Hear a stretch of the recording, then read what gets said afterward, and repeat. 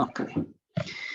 Bem, então, dar as boas-vindas a todos a este seminário, a mais um seminário do ciclo de seminários que nós fazemos aqui no contexto da unidade curricular de projeto final de licenciatura, da licenciatura em Gestão Sustentável das Cidades.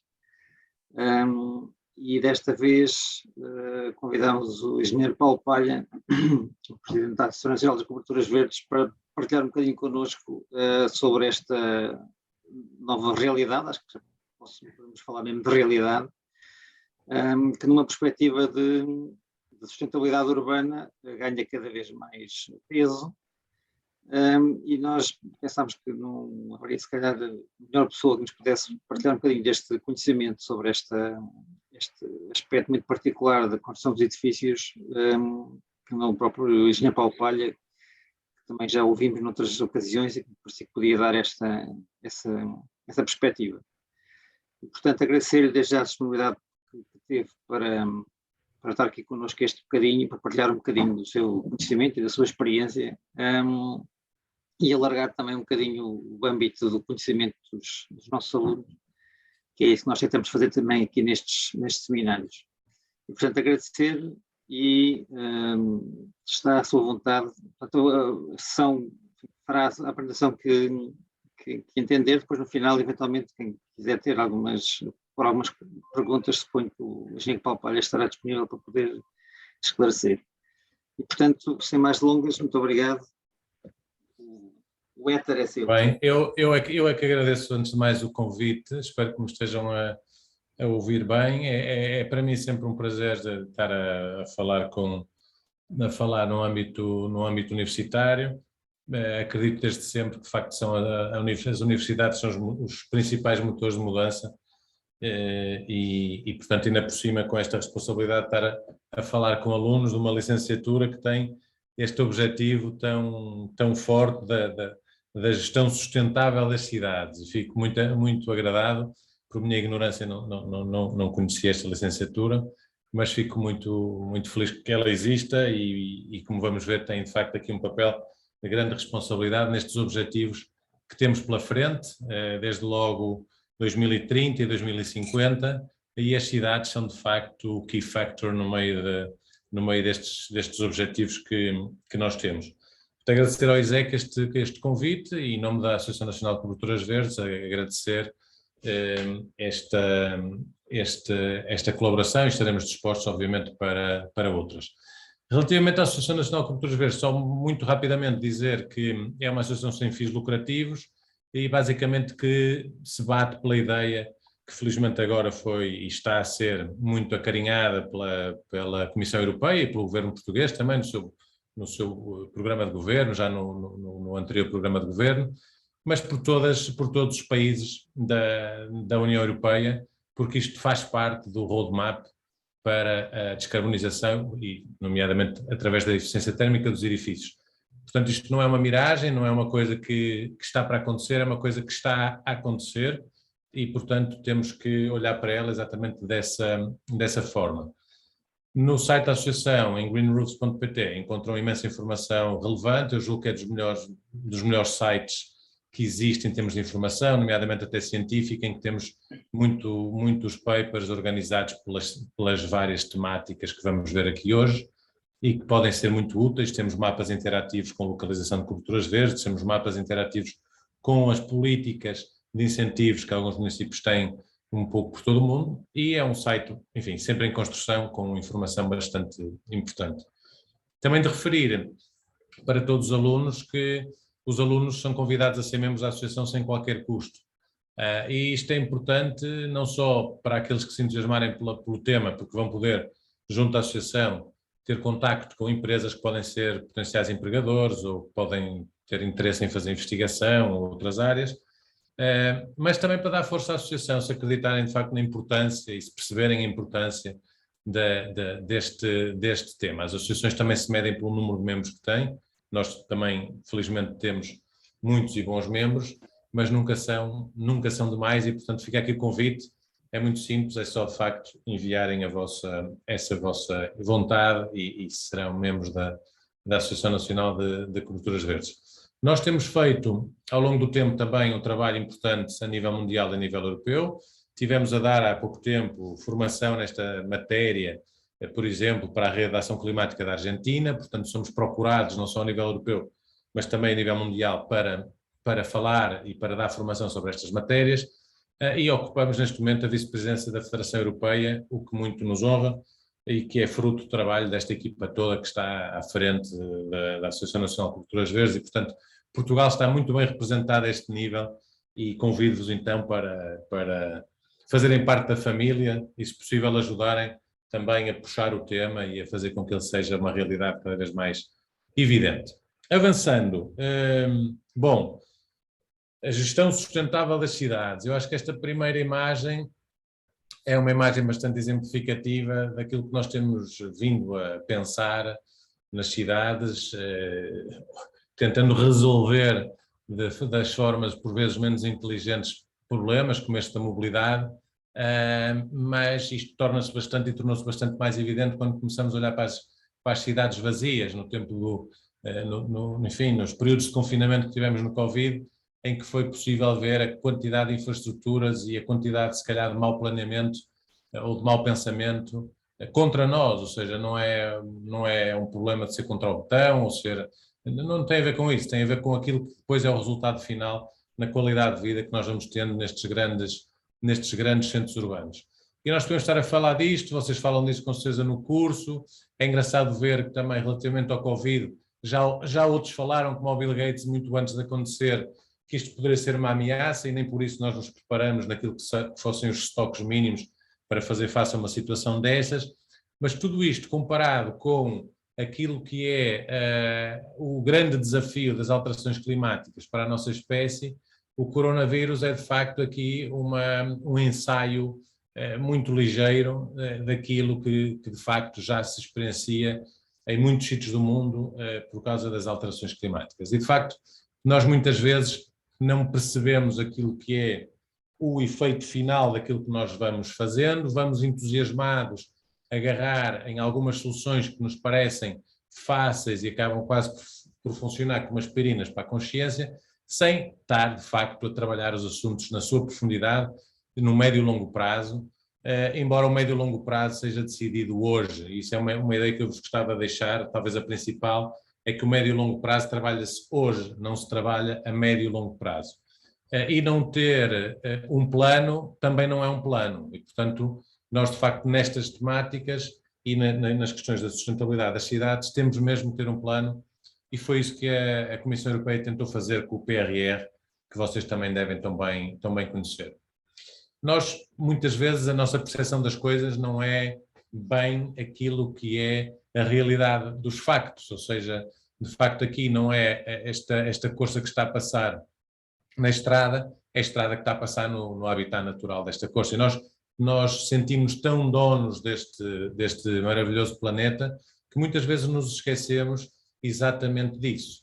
Mas este planeta fantástico que nós vemos nestas imagens do espaço, em que esta mistura de azul e de verde, e este azul por baixo está cheio de verde, porque não nos podemos esquecer que grande parte do oxigênio é nos dado pela vegetação que está presente nos mares, e portanto eu diria que sem a água este mundo era muito, ou por baixo disto é quase tudo verde. Nós ficamos um pouco espantados, porque já muita vida anda neste mundo há muito tempo, e nós, enfim, grosso modo, mais ano menos ano, andamos cá há 200 mil anos, ou seja, que não tem minimamente comparação nem cuidado do nosso planeta, nem de muitos seres vivos que já cá andam há muitos anos. Mas o que é extraordinário é que não conseguimos também, ao mesmo tempo, ver que nós estamos, enfim, num planeta fantástico, mas com os recursos limitados, eles não vão crescendo, e aquilo que nós estamos a fazer em termos de recursos naturais, por exemplo, no ano 2009, aquilo que seria a possibilidade de recursos naturais de forma sustentável para as gerações futuras, nós gastamos-los a 29 de julho. Portanto, a partir daí para a frente, nós dilapidamos aquilo que é património verde que seria necessário para as futuras gerações. Isto foi acontecendo de forma muito gradual, não é? Quer dizer, nós em 1971, ou ali um bocadinho antes, nós tínhamos enfim, um equilíbrio com os recursos do mundo. E vejam o que foi acontecendo ao longo dos anos, até chegarmos a esta situação em 2019, que já batemos aquela data em agosto, em que já para a frente estamos, como se costuma dizer, a empurrar com a barriga. Isto tem a ver, obviamente, com o crescimento da população mundial, embora os modelos nos digam que este crescimento está a atenuar, em algumas zonas do mundo já sabemos que está a regredir, nomeadamente em Portugal, mas aquilo que nós podemos dizer hoje, e que se manterá possivelmente durante ainda umas décadas, é que nós temos mais 150 pessoas por minuto, entre aquelas que nascem e as que morrem. Basicamente temos mais 220 mil pessoas todos os dias, o que significa que se nós a juntássemos, nós todos os dias poderíamos ter uma cidade da dimensão da cidade do Porto, ou maior que a cidade de Cascais, e já agora dizer-vos que com estes números teremos todos os meses uma cidade nova de Nova Iorque, se juntássemos essas pessoas todas. E, portanto, é disto que nós estamos a tratar. Estamos a tratar de um mundo maravilhoso em que nós vivemos, temos a sorte de viver, temos recursos limitados e, portanto, não temos, de facto, recursos ilimitados e temos uma população crescente. Portanto, todos os dias acaba por haver mais pessoas e menos recursos, com enormes consequências e, desde logo, com consequências para a qualidade de vida nas cidades, visto que nós sabemos que em 2050 70% da população do mundo vai viver em cidades. E isto faz com que estas grandes áreas urbanas tenham que ter estas condições de vida e, por outro lado, acabem também por incorporar os serviços da natureza que nós necessitamos. E isto mesmo está plasmado também no programa, no PRR português, nomeadamente no Fundo Ambiental, que já patrocina as soluções com base na natureza, com financiamentos até 3.000 euros, com financiamento de 70%, para este tipo de soluções. É pouco, podia ser mais, mas já é qualquer coisa e é muito importante e acaba por ser histórico. E, portanto, como vemos nesta imagem, a cidade vai expulsando a vegetação. Vejam aqui em Xangai, 1990, 2010, uma diferença de 20 anos em que nós só temos aqui na Baixa da cidade, tínhamos em 1990 bastante vegetação e de repente, basicamente esquecemos que precisamos dela para viver. E o que é interessante ver é que a vegetação não precisa de nós para nada, ou seja, esta aldeia, isto é numa fotografia tirada numa ilha na China e basicamente foi uma aldeia de pescadores que foi abandonada e a vegetação está a fazer o trabalho dela, ou seja, está a ocupar as estruturas construídas, vai acabar por desfazê-las e vai acabar por sarar a ferida que foi, no fundo, feita e interrompida neste edificado, que é obviamente necessário. Portanto, a vegetação não precisa dos animais para nada, não precisa dos animais para viver, mas nós, animais, precisamos da vegetação para viver. Mesmo que, enfim, só se alimentassem a bifes, a vaca come erva e come milho. E, portanto, a base da estrutura alimentar é vegetal. E não só isso, quer dizer, podemos pensar que sem a vegetação não teríamos claramente oxigênio, não teríamos muita comida, não teríamos muitos serviços ecossistémicos, teríamos muitos problemas ainda maiores com o ciclo da água. E, portanto, isto são coisas simples. Talvez as crianças percebam isto de forma muito intuitiva, mas nós adultos vamos esquecendo com uma grande facilidade.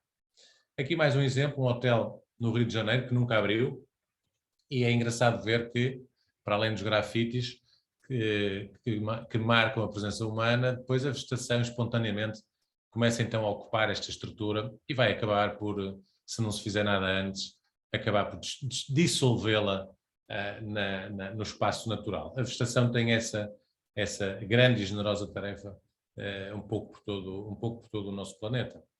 Portanto, é muito importante procurarmos um equilíbrio com a natureza, não é porque ela seja bonita, ou seja, ainda temos a sorte, de facto, da natureza ser muito bonita.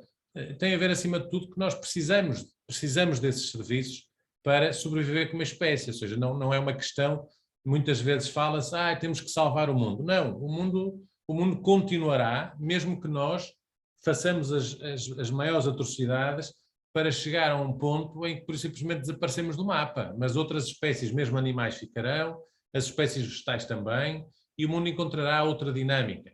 Pronto, isto não será, obviamente, não estamos a tratar disto para os nossos dias, mas claramente há um acelerar do degradar destas condições que nos tem que fazer pensar e, acima de tudo, agir. Mas há muito boas notícias, e as boas notícias é que vocês, enquanto técnicos que vão ser e profissionais que vão ser, vão todos os dias encarar e vão ter todos os dias a oportunidade de fazer melhor, de estarem envolvidos em novos projetos, de estarem envolvidos no desenho de novas cidades, de projetar novos edifícios, sendo engenheiros, arquitetos, enfim, licenciados em gestão sustentável das cidades ou outras áreas que tocam muito estes temas. Todos os dias podemos iniciar esta mudança. Veja-se aqui o Bosco Vertical em Milão, do arquiteto Stefan Boeri, que quando foi projetado e apresentado, ninguém acreditava que fosse acontecer e que era possível.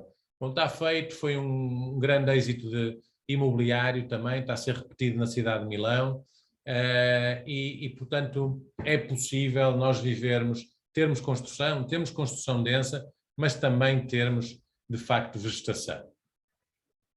E porquê que isto é importante? Hoje em dia falamos muito nas soluções com base na natureza, vocês devem ter com certeza falado, portanto as Nature-Based Solutions, falamos muito dos serviços ecossistémicos, daí advém, ou no inglês aquilo que se encontra, os Ecosystem Services, e tudo isto acontece e pode acontecer no interior das cidades. Penso que alguns de vocês já devem ter bebido um copo aqui num bar que existe aqui, que é o Base, que está aqui nesta imagem. E isto também seria, há uns anos atrás, impossível, ou seja, era uma imagem que nós tínhamos do Porto, bem junto à Torre dos Clérigos, em que não tínhamos quase praticamente nenhum metro quadrado de vegetação, e de repente, com melhor funcionalidade, com maior taxa de ocupação, com serviços de parque, com serviços de restaurante, com lojas, mas para além disso temos um parque urbano. Que de facto nos traz estes serviços que nós vamos ver.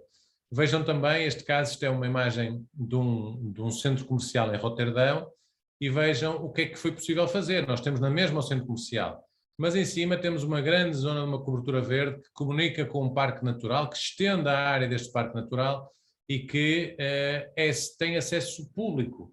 E, portanto, este edifício, para além de todos aqueles serviços para o qual foi projetado, tem muitos outros que nós vamos ver aqui à frente e que são, de facto, fundamentais. Há muitos exemplos no mundo, há muitos arquitetos que não prescindem, como o Emilian Base, por exemplo, neste projeto em Fukuoka, no Japão. Vejam que diferente poderia a cidade se estes conceitos fossem, enfim, parte do livro de trabalho, ou da mesa de trabalho dos outros projetistas. E, portanto, as cidades podem ser excelentes exemplos de harmonia com a natureza. Nós temos, então, estes conceitos da infraestrutura verde, dos serviços ecossistémicos. Isto resulta em benefícios. Estes benefícios podem ser públicos ou podem ser privados. É fácil perceber, neste caso, um dos benefícios públicos é o aumento da área verde em contexto urbano. Neste prédio será, obviamente, para o dono do prédio ou os seus utilizadores. Mas se nós falarmos, por exemplo, neste caso, nesta biblioteca em Delft, na Holanda, já é um benefício público, porque nós podemos ter as pessoas, como estão aqui, calmamente sobre o edifício, a fazer um piquenique ou a relaxar depois do almoço, e, portanto, será considerado um benefício público. Da mesma forma, um benefício público, podemos falar da sustentabilidade dos sistemas de drenagem urbanos. Nós, cada vez, vamos ter, de facto, maiores concentrações de água, de chuva, em curtos espaços de tempo, o que traz um gigante desafio para os sistemas de drenagem urbanos, que vão ter que recolher esta água toda, e quanto mais impermeável for a cidade, quanto menos sponge city, cidade esponja for a cidade, maiores serão os danos que nós vamos ter. Isto acontece em todo lado. Portugal está numa zona climática, de facto, em que mesmo no Algarve nós temos grandes concentrações de chuva em curtos espaços de tempo, depois temos um período seco muito prolongado, mas temos muita água para gerir, conforme se pode ver nestas imagens, por exemplo, esta para a cidade de Faro. Um dos serviços, que é um serviço público que nós podemos ter das coberturas verdes, é aqui falando da cidade de Toronto, com 10 centímetros de substrato, ou seja, estamos a falar de uma cobertura extremamente leve, com pouca espessura, com vegetação de baixo porte. Para a cidade de Toronto consegue reter 90% da precipitação de inverno e 75% da precipitação de verão. desculpem, 90% de verão e 75% de inverno. E a restante água que cair sofre um atraso enorme até chegar ao sistema de drenagem urbana.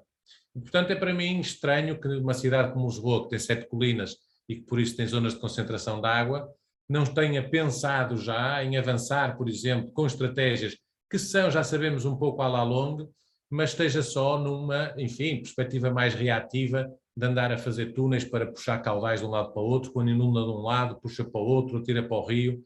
Enfim, enquanto a água cair do céu, as coberturas serão certamente, as coberturas das fachadas, os primeiros pontos de contacto com essa água na cidade. E é o que se vê. Temos aqui a Agência Europeia do Ambiente a mostrar-nos que os anos vão passando, as cidades vão crescendo, os prejuízos com fenómenos de cheias, de inundações, vão sendo cada vez maiores. Há outro tema que eu gostava de passar a correr, porque dava-nos aqui mais uma outra conversa, que tem a ver com a qualidade da água. Nós temos uma crise brutal, Portugal está nas zonas mais sensíveis da Europa para ficar sem água e temos tido, de facto, eventos já, e não é só no sul do país, tivemos eventos de, por exemplo, Bragança em fevereiro de 2019, 2020 não, mas este ano também algumas aldeias que tiveram que receber água de caminhões cisternas dos bombeiros. Portanto, não estamos a falar do sul de Portugal, nem sequer estamos a falar do verão. E o que é que nós fazemos? Esta água, quando cai nas nossas cidades, nós deixamos que escorra pelas estradas, se encha de hidrocarbonetos, em vez de fechá-la no ciclo natural. E, portanto, um edifício, no meu entender, tem a responsabilidade de tratar toda a água de qualidade que chega. Como? Retendo na cobertura verde e com isso depois evapotranspirando, devolvendo às nuvens essa água, ao ciclo natural, depois reaproveitando, reutilizando, lavando os pátios, autocolismos, o que quer que seja, e se sobrar, temos a obrigação de infiltrar a água nos solos, de maneira a recarregar outra vez os nossos lençóis freáticos. Então, lá no final de tudo, o sistema poderá ter um dropline, um tubo que vai ligar ao sistema SOS, se for necessário drenar alguma coisa. Não fazer isto é não estar minimamente a par daquilo que é o problema gigantesco que já é muito falado por todo o mundo. Se calhar muita gente não tem a noção, mas quase 2/3 da população mundial tem experiências de escassez severa de água pelo menos um mês por ano. E nós estamos numa zona, claro, obviamente que há zonas em África que já não se pode viver, como sabemos, e temos muita migração que tem a ver com as alterações climáticas, mas é interessante ver o Fórum Económico Mundial colocar esta crise da água ao nível das armas de destruição maciça ou das doenças infecciosas. E aquilo que nós temos, segundo uma projeção das Nações Unidas, no relatório de 2017, é que a procura, ou seja, as necessidades de água vai aumentar aproximadamente em 55% até 2050. Isto tem muito a ver com a questão das necessidades de aumentar, obviamente, a produção de alimentos, mas também tem muito a ver com a questão da industrialização de países em desenvolvimento, que para a indústria vai precisar também de mais água. E, portanto, vejam o disparate que é nós, pura e simplesmente, esbanjarmos água, poluirmos a água e não cuidarmos, de facto, da nossa água, de reter essa água, infiltrar essa água, reutilizar essa água. Aqui está uma notícia, lá está, aqui é Alentejo, agosto de 2019, mas aqui é 2018, fevereiro, Bragança, não é Alentejo. E, portanto, é um tema que, de facto, nós estamos um bocadinho esquecidos e que tem que ser muito bem trabalhado e que as cidades podem claramente também contribuir. Outro tema, deixem-me só ver aqui um bocadinho de água.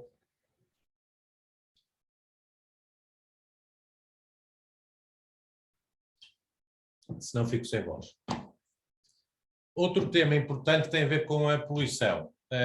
Vocês sabem muito bem que a partir da Revolução Industrial começamos a ter uma maior concentração de gases nas nossas cidades e, claro, as atividades são muito diversas, o que contribui para, de facto, as cidades terem estes índices de poluição ou estes eventos de poluição é um conjunto de atividades que depois resulta nestas concentrações de partículas PM10, que são aquelas, podemos falar de outras, mas estas são aquelas que a ONU considera particularmente relevantes para a saúde pública, considerando 20 microgramas metro cúbico como máximo, como valor de referência máximo. Nós temos cidades que em alguns dias ultrapassam bem estes valores. E não é propriamente, não tem que ser as maiores, não tem que ser Lisboa, não tem que ser o Porto, não tem... Nós estamos a falar, por exemplo, do Funchal, às vezes tem a ver com a morfologia da própria cidade, a quantidade de poluição, o trânsito, se é arejada por ventos ou se não é arejada por ventos. Portanto, cada território tem as suas especificidades que depois resultam neste tipo de consequências. Aquilo que eu espero é que nunca cheguemos a esta situação perfeitamente ridícula que aconteceu em cidades da China, que para mostrar às crianças como é que o Sol nasce, foram instalados ecrãs gigantes, porque a nuvem de poluição nunca desaparece e, portanto, nunca as crianças vão ver o Sol nascer da forma natural. Nós, enfim, temos felizmente só alguns eventos de poluição significativos, mas temos que nos preocupar também com eles, mas existem muitas vítimas de poluição no mundo, milhões de pessoas e milhares de pessoas morrem por ano, vítimas diretas da poluição atmosférica, ou seja, não estamos a falar de fumadores ou outro tipo de patologias. E, de facto, as coberturas verdes podem, ao contrário daquelas coberturas que vemos nos nossos edifícios, maioritariamente, captar CO2, produzir oxigênio, captar poeiras e metais que estão em suspensão, fazendo-nos esse serviço de filtragem gratuitamente, que é tão importante para nós. É engraçado ver, já agora como nota de rodapé, algumas das coisas que nos fazem extremamente mal à nossa saúde são fertilizantes para as plantas.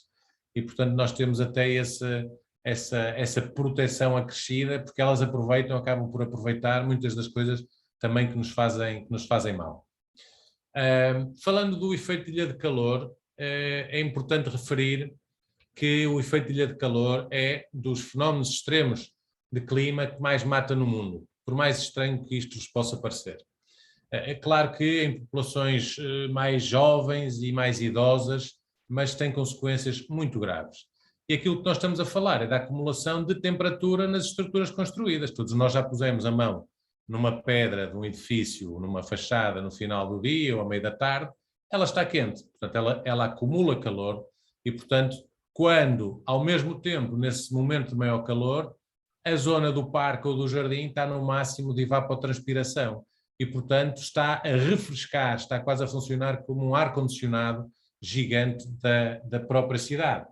Nós conseguimos ver isto muito bem através da termografia. Veja-se aqui esta imagem da Agência Europeia do Ambiente para a cidade de Budapeste, em que nós conseguimos ver a superfície impermeável, que tipicamente é construída ou são estradas, com o calor completamente acumulado, e as zonas mais verdes, de facto, muitíssimo mais frescas, com diferenças de temperatura brutais, que podem chegar, de facto, a mais de 20 graus de diferença de temperatura. Aqui também, isto é uma imagem de Manhattan, aqui mais uma relação, não tanto a vegetação, mas estrutura construída e a água, obviamente muito mais fria do que o calor das estruturas construídas. Aqui vê-se muito bem o calor nos edifícios e as alamedas arborizadas com uma temperatura muitíssimo mais fresca. Estamos a falar aqui de uma diferença de 20 graus, à volta disso, não é? Muito significativa. E aqui nestas fachadas também se percebe perfeitamente, ou seja, nós temos o calor acumulado na superfície construída, temos a casa do lado com esta trepadeira muitíssimo mais fresca e depois isto é interrompido aqui com a imagem desta árvore, que não deixa ver o resto do vermelho deste edifício. E conforme vos dizia, as consequências disto não são propriamente meigas, ou seja, esta agência governamental americana põe aqui lado a lado aquilo que são as mortes em 2018 por diversos eventos extremos, sejam cheias, relâmpagos, tornados, furacões, e de facto vem ali que o que matou mais são de facto os fenómenos de ilha de calor, por mais estranho que isto vos possa parecer. Bom, quando está calor, há uns que se refrescam de maneira, enfim, diversa, mas a maior parte das pessoas aqui que refresca-se ligando o ar-condicionado. E ao ligar o ar-condicionado, aquilo que acontece é que nós vamos precisar de mais energia. E, portanto, o que nós conseguimos ver para a cidade de Nova Iorque, e lembro que a cidade de Nova Iorque é uma cidade com neve, é que nós gastamos muito mais energia no verão, que é esta curva, do que no inverno. E, portanto, esta diferença, tipicamente, infelizmente, é superada através da utilização de centrais com muito mais impacto em termos ambientais, como estas de gás e esta que acaba por ser um backup da cidade, que depois são ligadas nestes picos. E, portanto, tem uma consequência direta e gravíssima naquilo que é a poluição, os efeitos de ilha de calor. Outro benefício que vos trago é um benefício que é muito utilizado nos aeroportos. Esta é uma imagem do aeroporto de Frankfurt, mas outros podia falar, o aeroporto de Ibiza, o aeroporto de Amsterdão, o aeroporto de Frankfurt. Muitos têm, de facto, coberturas verdes por vários motivos, mas um deles tem a ver, de facto, com a questão do ruído, também com as questões térmicas, como vamos ver mais à frente, mas tem a ver também com questões de ruído. E, portanto, neste estudo feito no aeroporto de Frankfurt, é fácil perceber que, aumentando a espessura do substrato, nós vamos ter, obviamente, uma melhor performance em termos de redução do ruído. Ao contrário, nas estruturas construídas normalmente puras e duras que nós vemos, o ruído reflete e anda a fazer ping-pong entre uns prédios e outros, e por isso é que muitas zonas da cidade são insuportavelmente barulhentas também. Outro tema importante e outro benefício, eu estou aqui a juntar vários benefícios àquilo que são, que é a instalação das coberturas verdes nos edifícios. Temos que falar obrigatoriamente de biodiversidade. A biodiversidade, e eu gosto de focar neste tema, é uma questão de sobrevivência para a nossa espécie. Nós deixamos de ter insetos polinizadores, podemos ter uma crise grave de alimentos e com isso podemos ter, de facto, um problema sério para a nossa espécie. Quem diz isso diz muitos outros efeitos que, seja na estrutura castanha de solo, seja na verde ou na azul da água, em que esta biodiversidade acaba por funcionar como um elo de ligação entre estas coisas todas. E, portanto, uma quebra grande que nós estamos a sofrer na biodiversidade significará, certamente, consequências ambientais gravíssimas e que se estendem ao ciclo da água, conforme vos disse, e outros ciclos que são essenciais para nós. E, portanto, a promoção da biodiversidade, que é um dos objetivos das Nações Unidas, mas também da Comissão Europeia, é uma questão, mais uma vez, também de sobrevivência da própria espécie. Nesse aspecto, as coberturas verdes podem ajudar, podem dar um contributo. Ou seja, a cobertura verde não vem substituir o parque da cidade, não vem substituir o jardim de proximidade, não vem substituir o Parque da Serra da Estrela ou outros parques naturais que nós temos que preservar e temos que alargar se possível. Mas não faz sentido nós termos estruturas construídas tão extensas e tão intensas em termos de recursos, sem de facto tentarmos compensar se temos essa oportunidade. E, portanto, é disso que de facto estamos a falar. E já se foi mais longe, aqui esta imagem de Sheffield, do campus de Sheffield, é uma das universidades que mais trabalha os temas das coberturas verdes, e eu num congresso tirei esta imagem, e este meu colega japonês ficava sempre à minha frente, portanto eu faço questão também de o mostrar, porque eu sempre queria tirar uma fotografia, quase todas apanham o meu colega japonês, que também é biodiversidade, claro. Mas basicamente aqui neste campus o que nós temos é que esta cobertura verde foi desenhada como parte, portanto o campus de Sheffield tem uma parte importante na migração de aves da cidade de Sheffield, que recebe algumas aves migratórias, e este edifício foi pensado para estar integrado nessa zona. E, portanto, foram criadas as condições para esta cobertura ser também uma extensão dessa zona. Neste caso foi com o apoio do Wild Fund Trust e de outras organizações, com um resultado muito interessante. Este aspecto que vocês veem é um aspecto final. Algumas zonas ainda tinham neve e, portanto, isto é a neve a derreter e os prados a começarem lentamente, depois do período de inverno, a começarem a ficar verdes.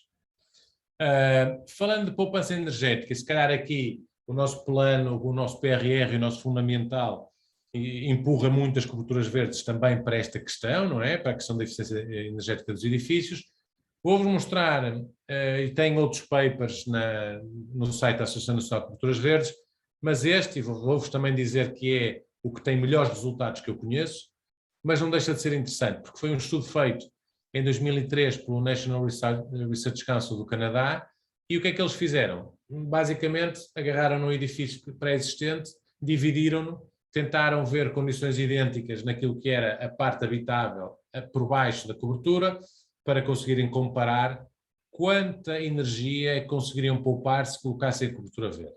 E começaram a fazer registros na membrana de impermeabilização das temperaturas. E desde logo vejam aqui os resultados que eles obtiveram. Aqui na cobertura de referência, a membrana de impermeabilização chegou aqui 2 dias a 70 graus. Eu posso vos dizer que em Portugal muitos mais dias teremos com 70 graus. E quando vamos para a membrana de impermeabilização que está por baixo da cobertura verde, nós vemos que nunca ultrapassou os 30 graus. Portanto, isto já nos dá algumas pistas sobre o que é que pode acontecer. Da mesma forma, é interessante ver que quando temos aqui na cobertura que... Eu peço desculpa, eu agradeci a alguém que tem o microfone ligado e de repente entram assim uns barulhos estranhos que eu penso que podem não ser incomodativos para toda a gente. Se pudessem desligar, depois agradecia e depois no final interagimos todos. Aqui podem ver na cobertura de referência o pico aqui de temperatura da membrana de impermeabilização, portanto lá está a chegar aos 70 graus, e aqui, que é este azul clarinho, vemos que quando temos a cobertura verde quase não há oscilações nesta membrana de impermeabilização.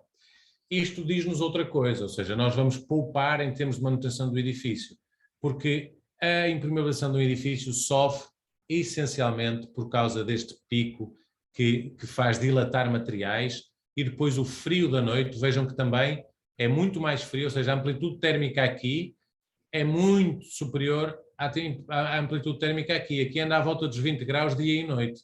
Aqui nós vamos, se calhar, aos 10 e depois vamos aos 70. Isto é que faz com que as membranas de impermeabilização percam o seu tempo de vida. E, portanto, nós praticamente quase que podemos duplicar o tempo de vida, obviamente dependendo dos sistemas, mas das membranas de impermeabilização. Isso tem um custo significativo na manutenção dos edifícios.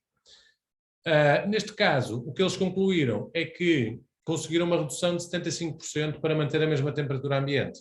Digo-vos já que aquilo que eu conheço, temos estudos desde os 20, por aí fora, quer dizer, este é o caso mais espetacular. E depende de quê? Depende de imensa coisa, depende da orientação solar do edifício, da superfície envidraçada, se tem palas ou não tem. Já há uma série de critérios, muito para além da cobertura verde, como é óbvio. Mas dá para perceber a importância que este tema pode, de facto, ter. Diminuição dos custos de renovação dos edifícios, já vos falei, exatamente pelo prolongar do tempo de vida destes materiais, nomeadamente a impermeabilização, e gostava de vos falar deste tema também, entrando ligeiramente nele, que tem a ver com a produção de alimentos. Bom, isto pode parecer à partida uma coisa, uma piada de chefe de cozinha, não é? Uma coisa gira de um hotel que vai buscar umas ervinhas aromáticas para fazer um prato e dizer que foi da cobertura. Bom, mas vamos dar um pequeno mergulho sobre o tema que eu acho que é importante para todos. Esta é uma cobertura em Queens, ou seja, em frente a Manhattan. Nós estamos claramente no primeiro mundo, numa zona altamente densa em termos de construção, e temos aqui uma horta urbana com 4.000 metros quadrados, ou seja, quase meio hectare de horta urbana.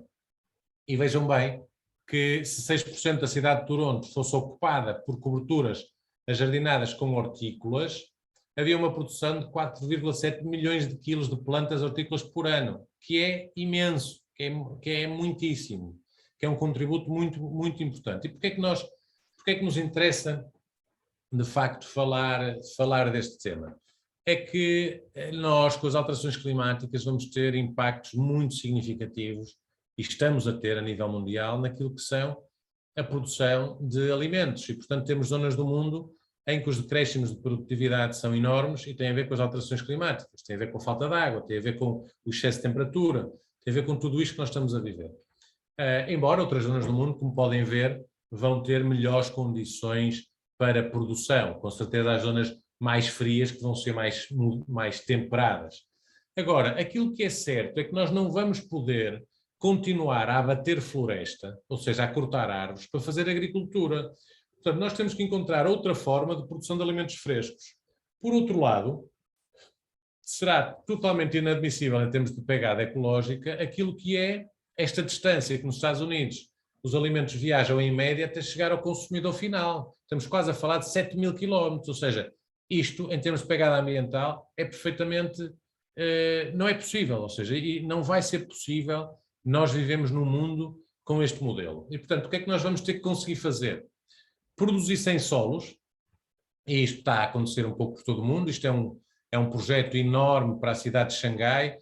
A China, eu há bocado falei da China na negativa em termos de modelo de cidade, mas posso-vos dizer que a China já está praticamente a apresentar as melhores cidades do mundo e certamente em 10 anos poderá vir ter mesmo as cidades mais equilibradas a nível mundial, vocês saberão disso melhor do que eu, embora possa continuar a ter também os piores exemplos.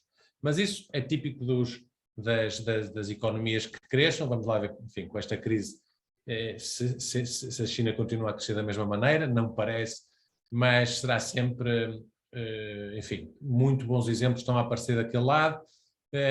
Singapura também tem programas muito importantes para a produção de alimentos locais, mas isso acontece na Europa também. Isto são quintas verticais que estão a ser pensadas para a cidade de Paris, e são mesmo quintas verticais, ou seja, isso é para produzir alimentos, não é para as pessoas viverem. E o MIT, que já vende estas city farms, que qualquer edifício pode comprar, e portanto com luz artificial, que pode ser fornecida por fotovoltaicos, nós podemos de facto ter a produção de alimentos. Aliás, eu acredito que no futuro, com a mobilidade partilhada, nenhum de nós vai ser proprietário de um veículo, nós vamos usar os carros com cartão de crédito, as garagens vão ser locais, as garagens dos edifícios vão ser locais sem utilidade, mas eu julgo que vão ter esta utilidade da produção de alimentos, enfim, e as pessoas podem ter nos edifícios, se calhar, as suas pequenas quintas, podendo suprir algumas das necessidades de alimentação.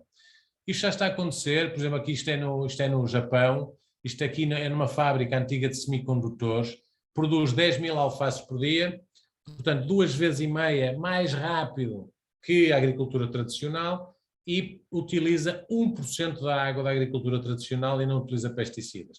Portanto, isto está a pensar, ou seja, nós não vamos com isto, vamos continuar a ter, obviamente, muita agricultura tradicional, mas eu diria que a expansão da área da agricultura tradicional deveria ser contida e uma agricultura 2.0, que é o que nós sabemos aqui, possivelmente incentivada, que é o que está a acontecer em muitos sítios do mundo. Portanto, também dizer com isto que a agricultura é uma área muitíssimo, sempre foi, a nível mundial, muitíssimo importante. É com a agricultura que se começam a formar as cidades também, historicamente, quando começamos a conseguir dominar as culturas.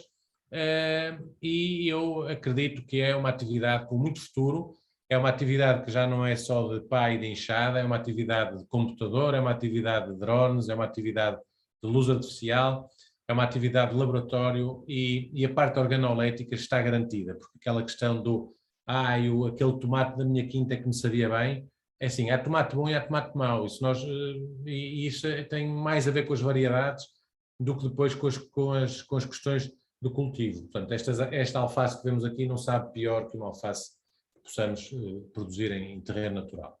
Bom, há uma enorme criação de emprego, como vocês podem imaginar, nesta área. Os meus colegas na Europa que trabalham estas temáticas têm empresas que só fazem isto, ou seja, que são chamados green roofers, são empresas que só fazem coberturas verdes, enquanto nós, enfim, eu na minha área profissional, na empresa onde trabalho todos os dias, é uma empresa de espaços verdes, especializada em coberturas verdes e jardins verticais, mas não vivemos sem jardins. Portanto, nota-se que nos mercados mais evoluídos e que acontecerá cá claramente também nos próximos tempos, e vamos precisar de muita gente a trabalhar nesta área. Estamos a precisar de muita gente a trabalhar nesta área. Portanto, é uma oportunidade também para vocês. Bom, falar-vos de quê? Falar-vos também aqui da valorização imobiliária.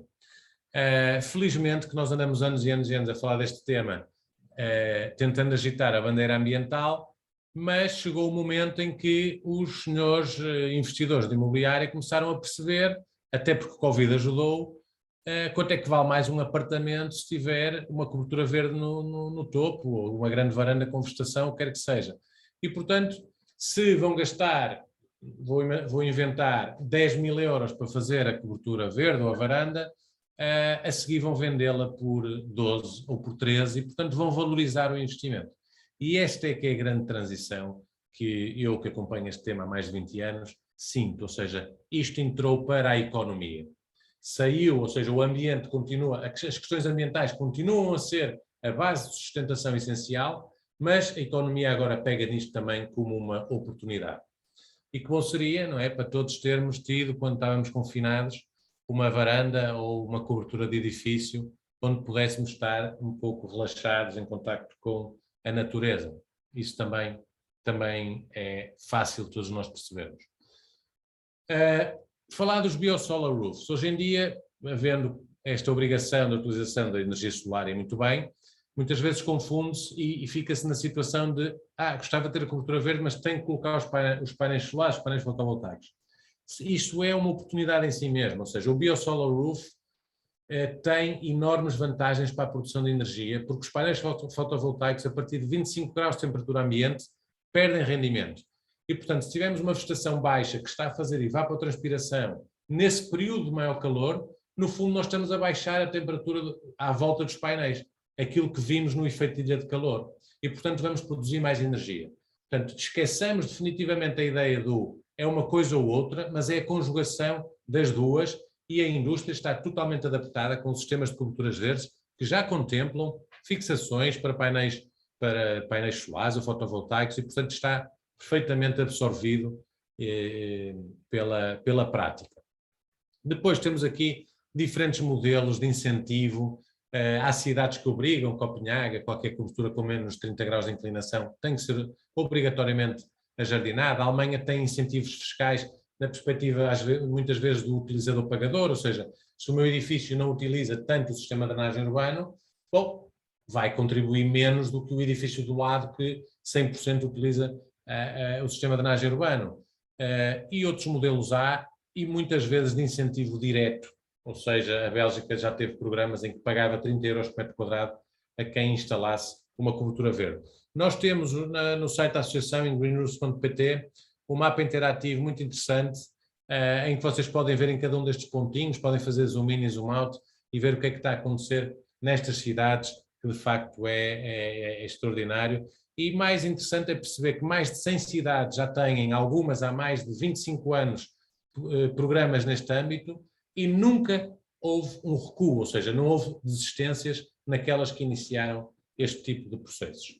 Portanto, convido-vos para visitar o site da associação, como vos disse, é muito informativo.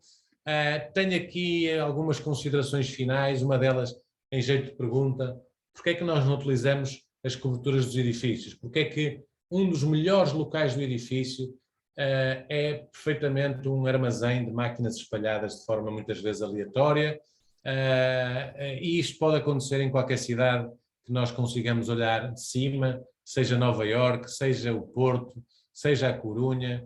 De facto, esquecemos da enorme oportunidade que as coberturas de edifícios podem trazer, não só em termos de contínuo ecológico, mas também para a nossa própria fruição. Esquecemos até que podem ser locais de enorme prazer e de enorme convívio que nós podemos ter. E é lógico que há diferenças. Este hipermercado em Canelas é um bocadinho diferente deste hipermercado em Bolonha, em Itália. E pronto, e temos alguma pena que isto aconteça, porque de facto as coisas podem conseguir-se com um bocadinho de esforço, com um bocadinho de investimento, podem conseguir-se.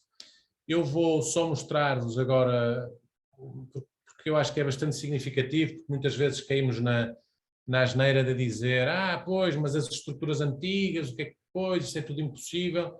Eu vou-vos mostrar isto, enfim, não é da associação, é do meu trabalho, mas é bastante, acho eu, emblemático e significativo. É um prédio na Baixa do Porto, construído em, agora não sei precisar, mas 1940 e tal, ou 50 e pouco, um edifício que tinha uma confeitaria muito conhecida, a Confeitaria Cunha, na Rua de Sá da Bandeira, e viveu, portanto, quase 70 anos a olhar para estas coberturas de garagem em fibrocimento, enfim, desta forma. E houve um promotor que comprou este edifício e lançou-nos o desafio, juntamente com a arquitetura, de criar sobre esta garagem um jardim. E aquilo que aconteceu aqui, que eu gostava de vos mostrar, e neste filme muito rápido, acho que é bastante exemplificativo do que é que pode acontecer mesmo num edifício antigo.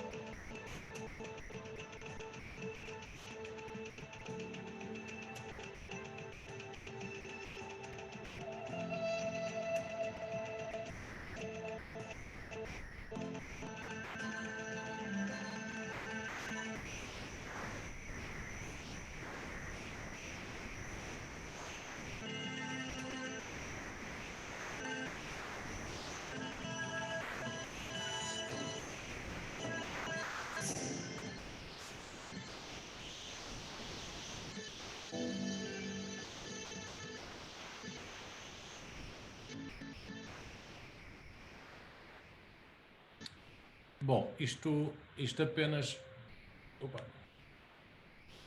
Isto para vos dizer apenas que, de facto, vocês estão no curso certo, porque se durante 70 anos aquele edifício foi aquilo que nós vimos e num ano nós transformamos naquilo que vocês viram, é porque alguém não está a pensar da forma correta e, portanto, é muito necessário que saiam muitos novos pensadores da cidade e que percebam a oportunidade que é e as necessidades que nós temos.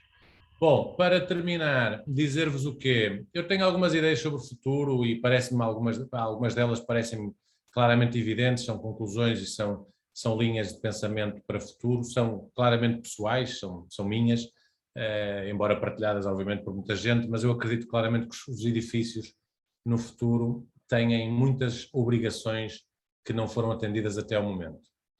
E essas responsabilidades ambientais e sociais associadas a estas estruturas construídas, que até podem ser pontes, podem ser viadutos, podem ser outras coisas, onde nós também podemos ter vegetação, está nas mãos dos técnicos fazer isto acontecer. Ou seja, se nós técnicos não colocamos em cima da mesa estas ferramentas como necessidades, dificilmente os donos de obra as vão perceber.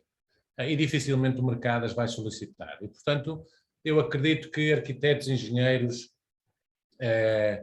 paisagistas, enfim, toda esta cadeia que toca com a construção tem uma responsabilidade ambiental e social determinante naquilo que é o atingir-se os objetivos de 2030 e 2050 para a nossa espécie neste mundo. E, portanto, obrigatoriamente, num futuro próximo, no meu entender, os edifícios vão exportar energia, ou seja, não vão ser zero, vão exportar energia, vão ter essa capacidade, não só de suprir a que necessitam de exportar, vão obrigatoriamente preservar o ciclo da água, ou seja, vão reter, vão reutilizar, vão evapotranspirar e vão infiltrar e não vão desperdiçar, certamente, vão produzir alimentos, vão ter essa capacidade, através da vegetação, de conseguir contribuir para reduzir os índices de poluição e também acrescento a incorporação de alguns resíduos na sua construção ou nos seus métodos construtivos,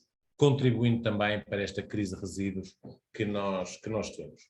A associação, nós acabamos de trabalhar um pouco e muito tempo como voluntários para que isto aconteça. Felizmente já temos tido bons resultados e continuamos empenhados, mas precisamos de todas as ajudas, são importantes, porque de facto aquilo que é lógico e que é fácil de perceber é que é hoje que se trabalham estas matérias para termos resultados de facto esperados para 2030 e 2050, e termino dizendo que não é pelo planeta. O planeta continuará fantástico, bonito, mesmo com Homo sapiens ou sem Homo sapiens. Aquilo que nós estamos a trabalhar é a nossa condição de vida, é a nossa qualidade de vida enquanto habitantes desta casa comum com tantas outras espécies. Obrigado, e fico disponível para questões que tenham a colocar. Muito obrigado, Sr. Paulo Palha. Já temos aqui uma pessoa que queria fazer uma pergunta. Antes de mais, agradecer-lhe a muito clara e entusiasmante apresentação. Acho que quem não estava convencido rapidamente terá ficado. Deixa-me só ver quem tem aqui as mãos em cima. Tem o Paulo Tavares e o André. O Paulo é nosso colega aqui no ISEC, já agora para apresentar aqui ao Sr. Paulo Palha. Paulo, força. Boa tarde a todos. Vou cumprimentar também o engenheiro Paulo Palha e felicitá-lo pela magnífica apresentação que nos fez. Eu gosto muito destas áreas já há muitos anos, da bioclimatologia, portanto, embora seja eletrotécnico, mas ligado à eficiência energética em edifícios e portanto, as preocupações dos edifícios sempre foram a minha área de trabalho. E a questão que eu tinha, duas questões. Tipicamente, qual é o sobrecusto de um edifício que tem uma cobertura verde? Portanto, essa era a primeira. E depois uma outra que também preocupa muitas pessoas, que eu acho que é e uma manutenção depois. O que é que problemas de manutenção representam um custo elevado, não representa? Isso pode ser uma coisa que é facilmente amortizada em relação aos benefícios que te traz. Pronto, gostava de ouvir um bocadinho a sua opinião sobre estes assuntos. Muito bem. Se quiserem, podemos, não sei como é que preferem fazer, juntar algumas questões ou... Temos aqui mais uma, o André, mas já agora pode... André, faz as tuas perguntas e se o engenheiro pode responder aos dois ainda. Sim, senhor. Muito boa tarde. Obrigado também pela apresentação e pelo tempo que despendeu para nos juntar um panorama geral. A minha questão prende-se pelas medidas preventivas gerais que são tomadas quando é feita a construção de uma cobertura verde cujo fim não é para ser aproveitado. Ou seja, por exemplo, num supermercado implementa-se a cobertura verde e o acesso ao público, como é óbvio, é restrito. É só mesmo para manutenção dos equipamentos, etc. Portanto, as medidas preventivas para que não haja ajuntamento de pragas, insetos, etc., das coberturas. Obrigado, André. Eu já agora aproveitava a boleia da primeira pergunta do Paulo Tavares sobre as questões das implicações dos custos e também está um bocadinho ligado com esta do André, que é as implicações em mais dois outros aspectos. Um é do ponto de vista estrutural, ou seja, enfim, já vimos que a coisa pode ser implementada não apenas nos edifícios que são pensados de raiz, mas também eventualmente naqueles já existentes.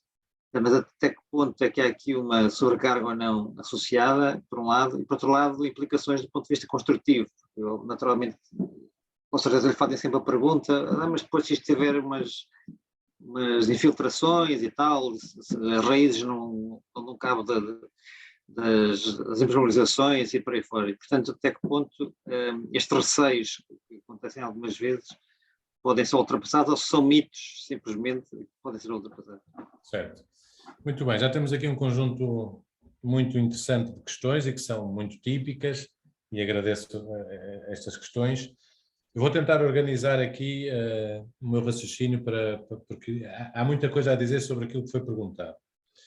Eu se calhar começava pelas questões de projeto, ou seja, nós e técnicos que trabalham nesta área, este tema é um tema claramente interdisciplinar, ou seja, para conseguirmos aquele resultado que vocês viram no edifício Empório, o nosso trabalho foi desde o início feito junto à arquitetura, junto às estruturas, junto às hidráulicas e de outros, mas essencialmente estes. Porquê? Porque era um edifício pré-existente, aquilo, portanto, em termos de estrutura, foi feita uma caracterização do que é que já lá existia e as capacidades de carga que poderia assumir. Depois foi confrontado isso com um estudo nosso sobre as intenções para aquele local. É diferente, como viram ali, colocar árvores que cada uma vinha num caminhão de tiro, ou seja, para terem uma noção da dimensão das árvores, ou fazer uma cobertura que tenha uns arbustinhos.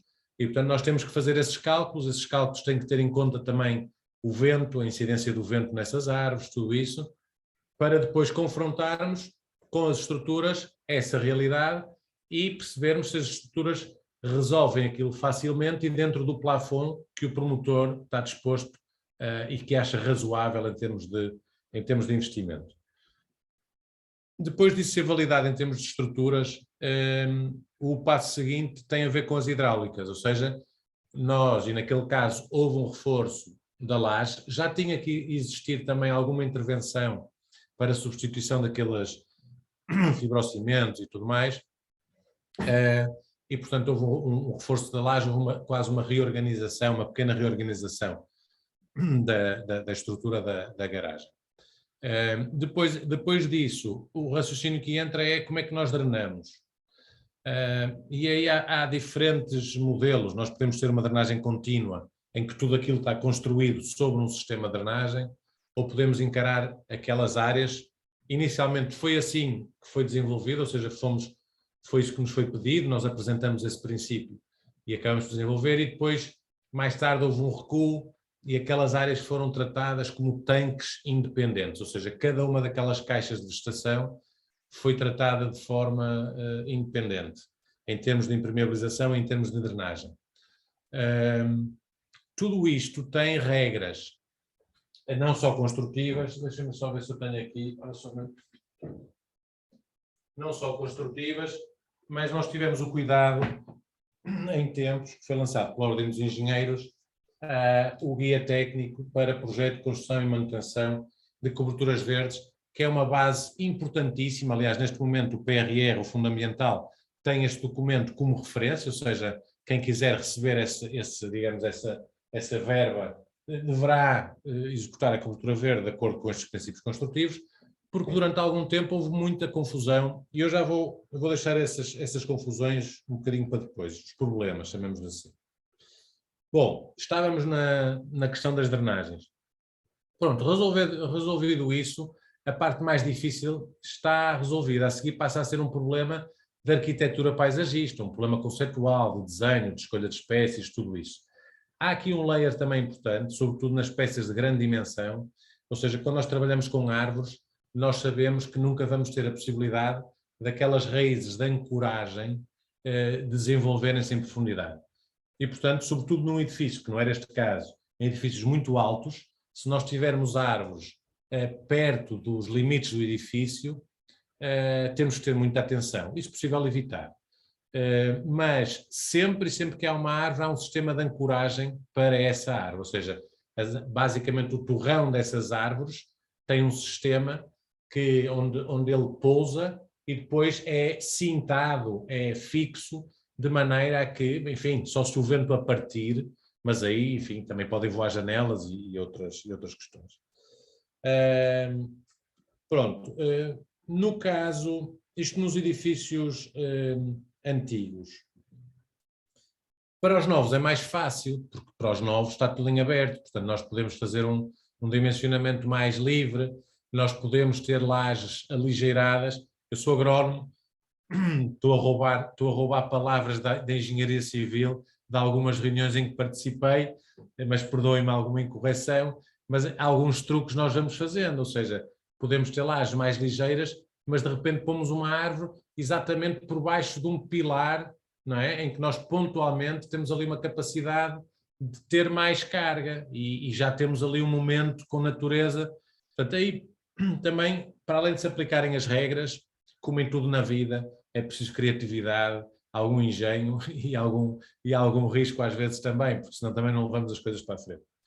Bom, em termos associados a isto vêm os custos, não é? Eu falava-vos há bocado, este caso é um caso, no meu entender, paradigmático da situação que nós vivemos. O investidor comprou aquele prédio antigo, renovou o prédio todo e teve logo isto como objetivo. Porquê? Porque percebeu e foi-me dito isto, ou seja, eu não consigo responder ao colega relativamente à percentagem por 2 motivos. Primeiro, porque eu nunca tenho acesso ao valor total da obra. Segundo, porque dependente da cobertura, esta cobertura é uma cobertura que foi com certeza mais cara, bastante por metro quadrado, do que uma cobertura extensiva, um biosolar roof, todos entendemos. E a dimensão do edifício, comparativamente também em relação à dimensão da cobertura verde, também tem significado. Ou seja, nós podemos ter uma área de cobertura verde de 500 metros quadrados num edifício de 3 pisos ou numa torre de 21. Pronto. E, portanto, é muito difícil estar a fazer esse tipo de exercício, se bem que de certeza que vai sendo feito e pode existir já alguma informação sobre isto. Mais importante do que chegarmos ao valor é aquilo que eu tenho visto na minha prática profissional os promotores imobiliários dizerem, que é o valor insignificante e que pode ter de facto muito retorno. Portanto, isso é aquilo que nós temos ouvido. Este edifício Empório, quando foram apresentados os 3D, foi todo vendido. Todo vendido. Ou seja, nós não estamos só a falar de margem, de proveito, nós estamos a falar de custos financeiros, estamos a falar de um edifício que foi construído já vendido, que é diferente do que estar à procura de pessoas para vender depois de construído. Portanto, há uma dinâmica e aquilo que se percebe é que, de facto, não é muito significativo, ou é muito pouco significativo no valor total da empreitada. Mas eu gostava também de lançar aqui uma provocação, porque sempre que falamos de custos, reparem, eu sou tão sincero naquilo que sinto como necessidade dos serviços ecossistémicos que vou arriscar fazer a comparação com os sistemas de incêndio dos edifícios. Quanto é que custa um sistema de incêndio de um edifício e quantos é que são usados? E isto não é um regulamento que teve a vida toda ativo e que foi necessário. É uma coisa nova, é um regulamento novo. O edifício tem que ter um sistema de combate a incêndio. Bom, mas a maior parte não arde, para que é que eu preciso dele? Ao contrário, nós temos uma crise climática, uma crise ambiental, uma crise de biodiversidade, uma crise da água que existe, ou seja, está a arder e não tomamos as medidas, só estamos preocupados com quanto é que custa. Portanto, eu acho que às vezes há uma irracionalidade na análise de determinados problemas e se calhar dos mais simples de todos, daqueles que deveriam ser mais fáceis de entender, que é estranha para mim, mas será com certeza defeito meu. Mas também tem a noção, quando estamos perante uma equipa de projetos e queremos influenciar, nomeadamente às vezes os arquitetos, porque muitas vezes também temos esse papel junto dos arquitetos, há coisas que eles nos respondem, está no regulamento, tem que se cumprir. Agora, aquelas coisas que não estão, nós temos que lhe arranjar argumentos que os convençam a aderir às coisas, não é? Eu espero que o dia de hoje tenha sido fértil nesse argumentário e que... A apresentação que nos fez foi magnífica nesse aspecto, não tenho dúvidas, mas percebe porque foi a minha questão. Não, eu percebo e compreendo a minha provocação, não é uma coisa pessoal sobre o seu comentário, tem a ver com uma coisa genérica, porque como deve imaginar, nós somos confrontados em todos os fóruns com essas questões, que são muito pertinentes, ou seja, eu acho que, aliás, eu digo desde muito cedo na minha atividade profissional e digo à minha equipa que não há verdadeira criatividade sem o pleno conhecimento dos materiais, das técnicas e dos custos. Portanto, nós não somos alheios a isso, mas temos é que perceber o retorno, não é? Ou seja, há um custo e há um benefício, portanto, nós temos que colocar as coisas, temos que usar os dois pratos na balança. Depois, gostava de vos dizer também, reparem, as questões que colocaram são tão boas que nós ficaríamos aqui umas horas a falar sobre elas. Patologias. Sobre patologias, é muito interessante, antes de mais, e temos que colocar as coisas da seguinte forma, no meu entender. Há livros, teses, mestrados, doutoramentos, compêndios de todas as línguas sobre patologias no edificado, estamos todos de acordo. Há imensas patologias no edificado, por diversos motivos, por má aplicação, por má escolha de materiais, por mau projeto, e depois as consequências aparecem e nós chamamos patologias. Okay. No caso das coberturas verdes também pode haver. Aquilo que é entendido e que se conhece é que, sobretudo a partir do momento da história, porque as coberturas que nós puxámos a cassete atrás, vamos parar à primeira referência que ninguém conheceu, que são os Jardins Suspensos da Babilónia. Mas se puxarmos uma cassete já mais recente, mas mesmo assim muito antiga, vamos ter aos Torvtags ou aos Sodroofs dos escandinavos. E a partir do momento em que aparece o botão armado, as coisas aparecem com outra dimensão e outra potencialidade. E, portanto, a partir dessa fase, o que nós conseguimos olhar, e olhando para trás, é que as coberturas, há muitas em funcionamento há muito tempo. Aqui no Porto, em Portugal, nós temos alguma história. Por acaso era um tema muito interessante para um estudante pegar, que era a história as históricas coberturas verdes de Portugal.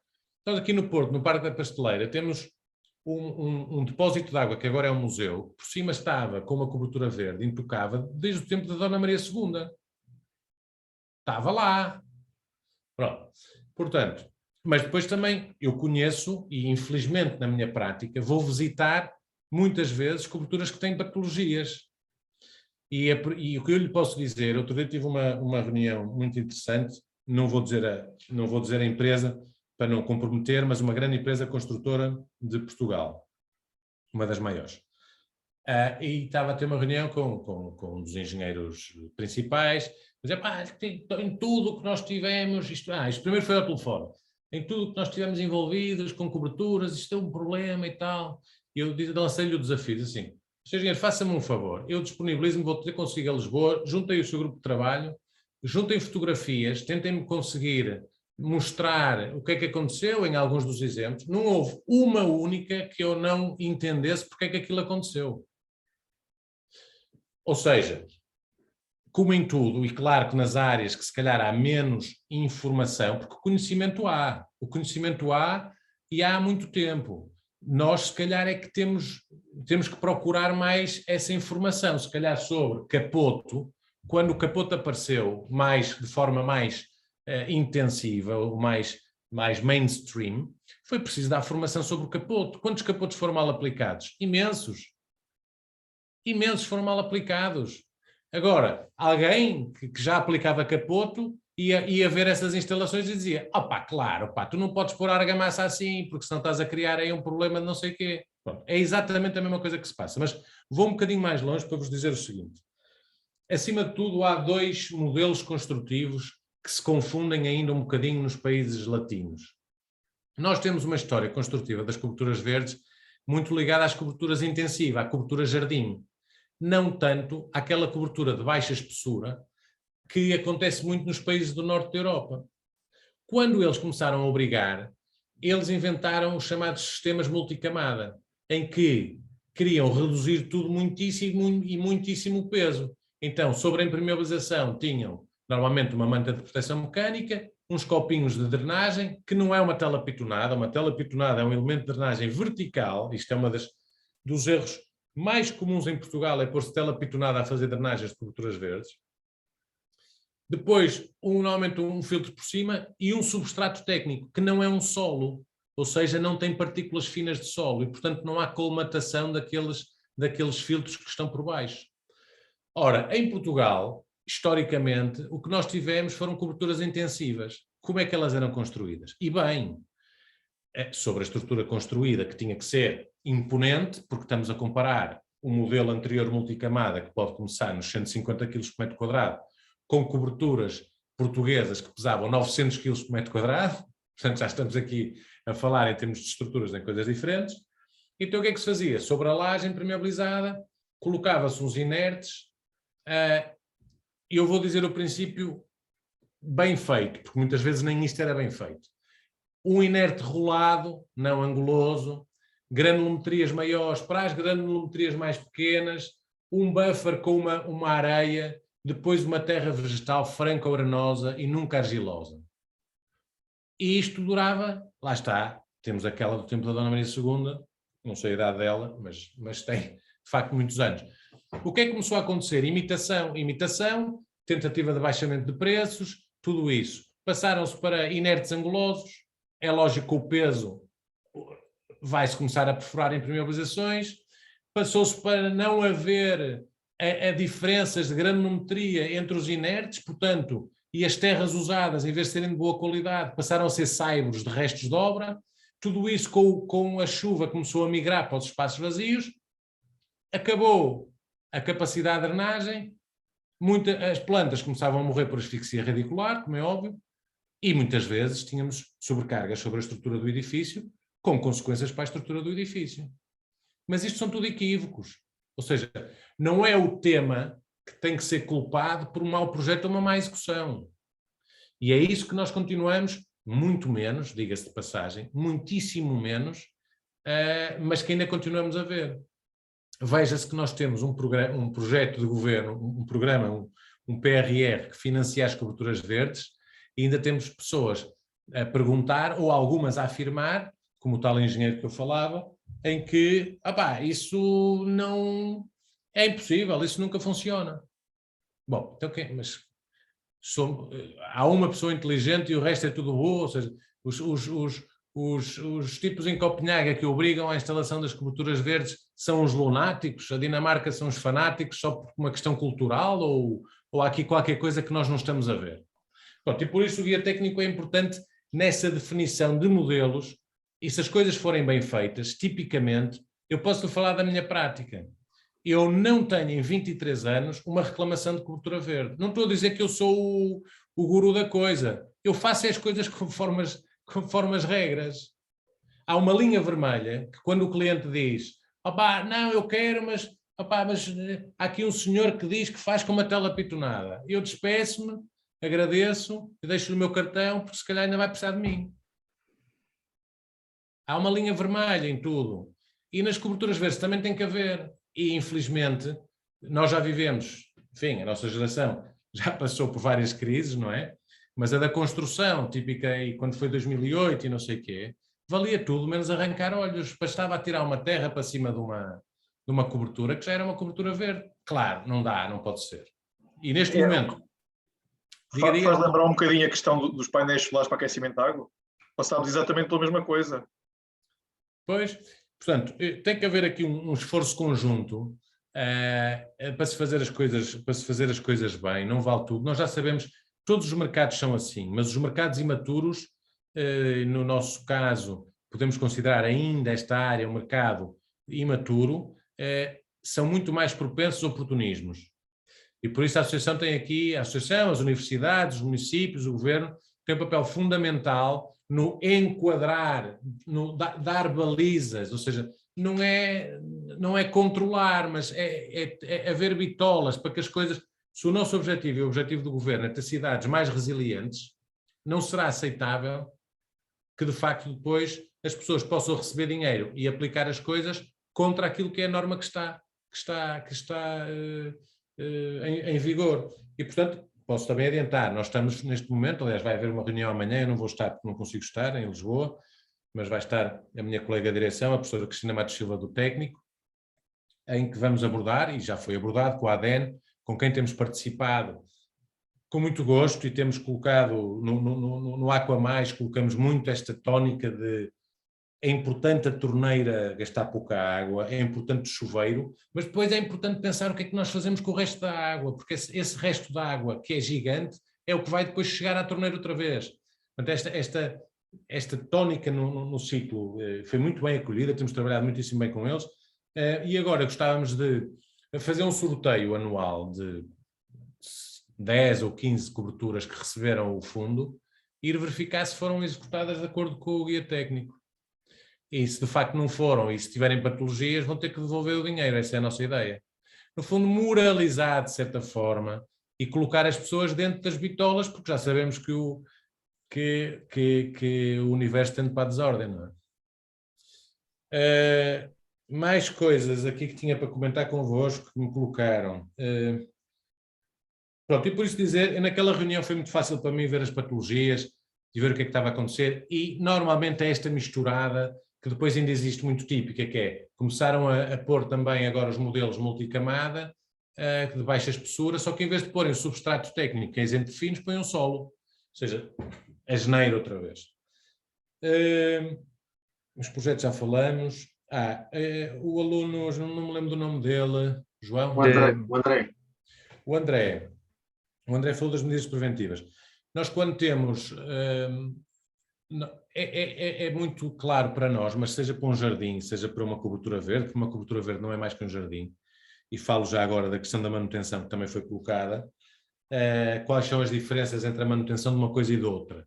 No caso daquele edifício que vocês viram, a única diferença que existe é que nós temos que verificar os tubos de queda quando visitamos, a ver se estão desobstruídos. Eles têm umas caixas de visita, são sempre visitáveis. É outros problemas que encontramos N vezes, os tubos de queda da saída da água estão obstruídos porque puseram um ralo de pinha a proteger aquilo com terra por cima, com um filtro.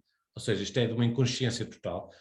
Há umas caixas que se colocam com a resistência suficiente e adequada, e a única coisa, ou seja, percebermos se há alguma questão com a parte hidráulica, ver se há alguma ameaça para essa parte hidráulica, se levantaram a tampa e deixaram-na, ou se fizeram uma brincadeira qualquer, enfim, é isso. De resto, as plantas têm o mesmo tipo de tratamento, os substratos técnicos são muito controlados em termos de fertilidade, portanto temos pouca necessidade, mas a seu tempo vamos ter, e é o mesmo, ou seja, se tivermos um relvado vamos ter o mesmo número de cortes, se tivermos canteiros vamos ter o mesmo tipo de tratamento.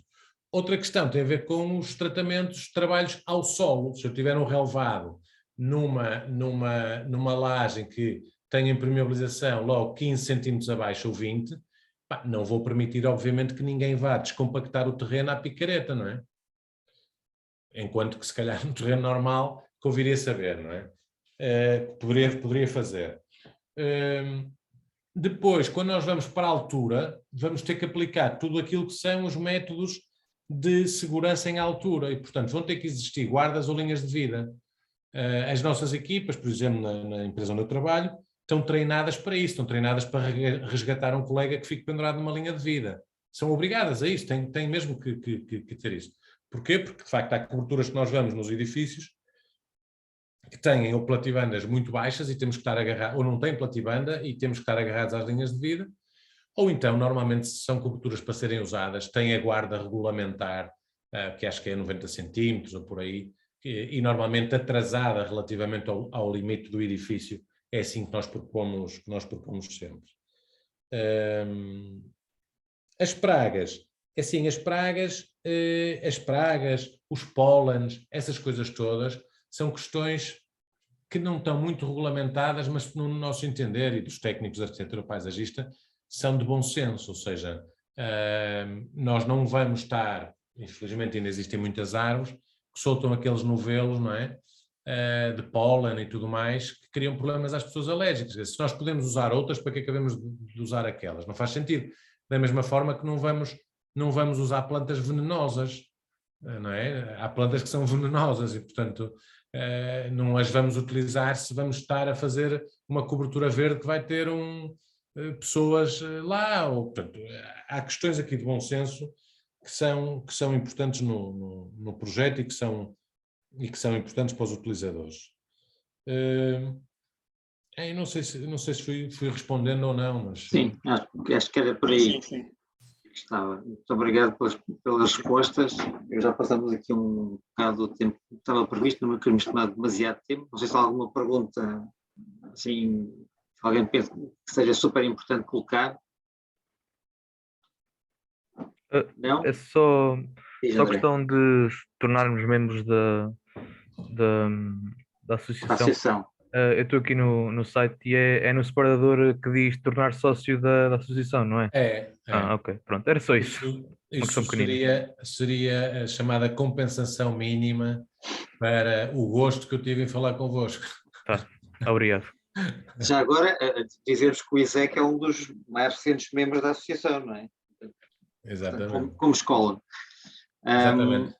E já agora, outra informação de para os alunos, se alguém tiver curiosidade de consultar o guia técnico, também existe um exemplar no meu gabinete, portanto, se alguém tiver curiosidade ou quiser fazer algum trabalho nesta matéria, o conhecimento existe na escola. Pronto, acho que era por aqui. queria terminar agradecendo muito o seu tempo. Podemos adivinhar que o seu tempo não é coisa que abunde muito em termos de tempo livre, mas gostamos muito de o ouvir naturalmente e acho que foi muito útil para expandir um bocadinho os horizontes nesta matéria e com certeza para os alunos também foi interessante perceber que há aqui um campo enfim, com um potencial interessante para desenvolver atividade até no futuro, tendo em conta que são finalistas, e, portanto acho que desse ponto de vista também foi muito importante. Agradeço-lhe muito a participação, disponha, quer nós pessoalmente, quer a escola, se nós pudermos de alguma maneira ajudar alguma coisa, e pronto, agradecer-lhe, até uma próxima oportunidade. Muito bem, eu também agradeço e dizer que, enfim, dentro das minhas correrias do dia-a-dia, estarei sempre muito disponível para participar naquilo que vejam que possa acrescentar valor e pronto, e teremos sempre, obviamente, muitas coisas para fazer em conjunto e agradecer também o convite. Muito obrigado, então, e até à próxima. Obrigado. Boa tarde, obrigado. Boa tarde a todos. Boa tarde.